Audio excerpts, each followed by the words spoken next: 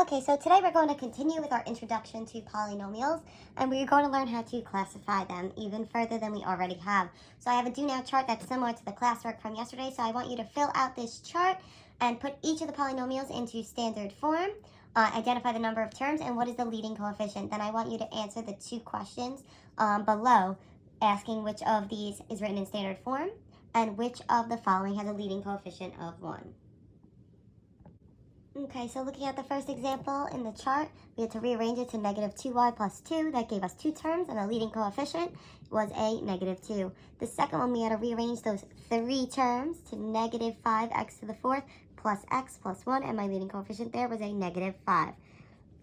The next one, we had to rearrange into standard form, so we had negative a to the fifth plus a to the fourth minus 3a plus 2. There are four terms there that we had to reorganize, and our leading coefficient there's a negative, and the invisible value there is a 1, so negative 1.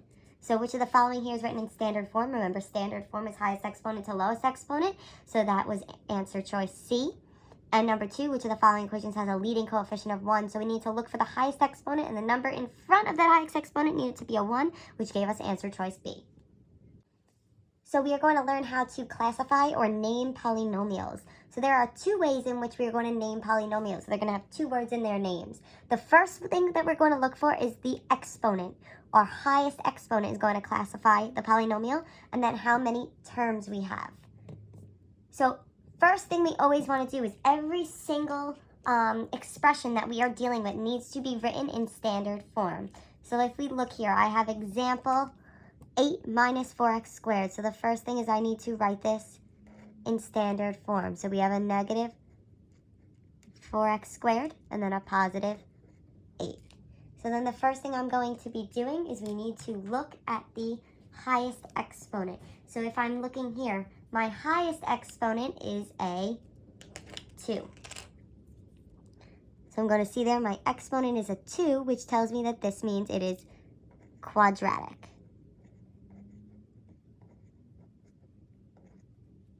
And then after we look at the exponent, we notice that there are 2 terms here. So 2 terms is telling us it is a binomial. So this here is a quadratic binomial. Okay, so let's try another example together. So we need to make sure that this is in standard form.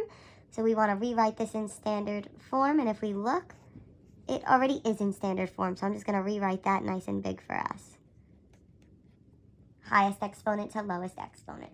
So then we want to look at that highest exponent we have there, which here is a 3. And the 3 tells us that this is cubic. So this is a cubic, and then we have how many terms here? We have 1, 2, 3 terms, so it's a cubic. 3 terms is a trinomial. So then let's look at the next example here. We have 3x, so we can't really reorder that. And what's the invisible exponent there on that x? Well, the invisible exponent there is a 1. And 1 would be linear. So that tells me that this is a linear. And then how many terms do I see there? This is just 1 term. So it's a linear monomial. And then lastly here, I just have a 2. Now, what's the exponent on the variable there? If there's no variable, that means it's really an invisible x to the 0 power, which is there. So if it's a 0 power, that's telling me that this is a constant. And how many terms are there? Well, that's just 1 term, so it's a constant monomial. So if I look at the next page, I want you to try to first put each of them in standard form if they are not already. If they are, just rewrite them in that standard form. Second, identify what is the highest exponent. Then I want you to tell me what is the highest, what is the number of terms that you see there? And then we want to classify it using our tables. So let's do the first one together. But what I want to do here is I want to have these tables here for you to use them to help you. So first, is this written in standard form already? Yes, so I'm just going to rewrite it as 2x plus 1. Then what is my highest exponent here? Well, let's look. It's x to the invisible 1. So the highest exponent is 1. So the highest exponent of 1 tells me that it is a linear. Then, how many terms do I have here? Well, I have 1, 2 terms. And 2 terms tell me it's going to be a binomial. So here I have a linear binomial. So try the rest on your own and pause this video. And then check your answers when you have finished. Alright, so take a look at these answers and check your work with these. If you have any questions, please comment on the video and I am happy to answer them.